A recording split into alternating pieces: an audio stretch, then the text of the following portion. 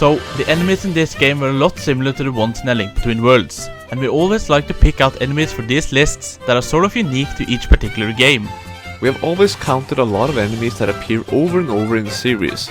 That's mostly when they're given new traits or new looks. In this game, however, there are almost no real unique enemies, at least not enough for us to make a top 5 list. Therefore, this video will only be about the top 5 coolest ones. Thanks to XCageGame for letting us use this footage. We're the Owners of Triforce, I'm Owner 2. And I am Owner 1, and here's our list of the top 5 coolest enemies found in the Drablands.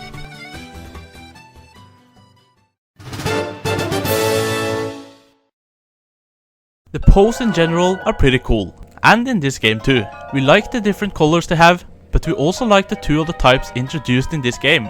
There are 2 other types that are completely white and take on the shape of Link. One of them is called Prankster Po, as they like to grab you and throw you off platforms. And the Key Bandit Po carry keys around in the library labyrinth and will chase you down after you get one of the keys. Poes have always been cool, and these ones that look like Link are a nice twist on this standard enemy.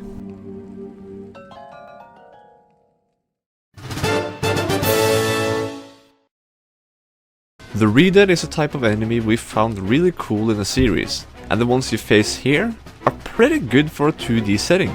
They're not as cool as many others previous in the series, but they're cool for what they are, not to mention challenging to fight.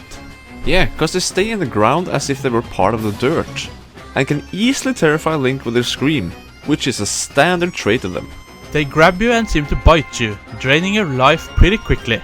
To fight several of these at the same time was hard, especially if all 3 of you get stunned by the screams. We also like the blue mask they wear. They help making them look pretty damn creepy.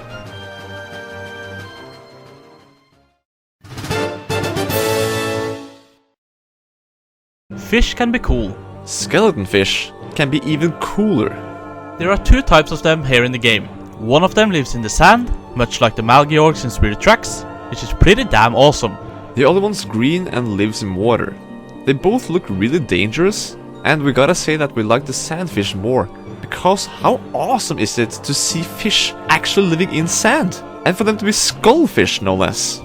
Come on, you know how much we love skeletal enemies.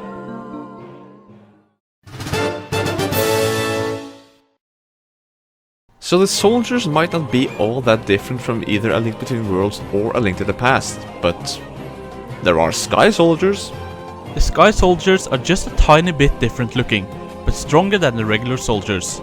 We love the gold armors, how the horns look and what powers they have. Who doesn't love ball and chain soldiers to fire around their ball? They're not really that much different, as they also have a lot of the same variations, but the regular soldiers are really cool looking, and the ones in the sky are just different enough for us to find it somewhat fair to have them appear on this list. Maybe not, but who cares? We do what we want.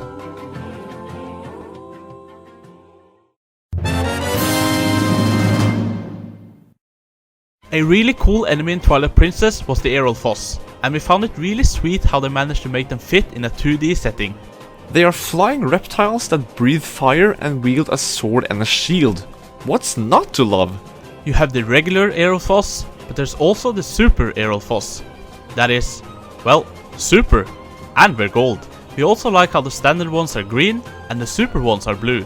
They're very fun to fight, and what sold us was just how they make a great incarnation of these enemies in a 2D game. They're fought in pretty similar ways as in Twilight Princess, and we really like that.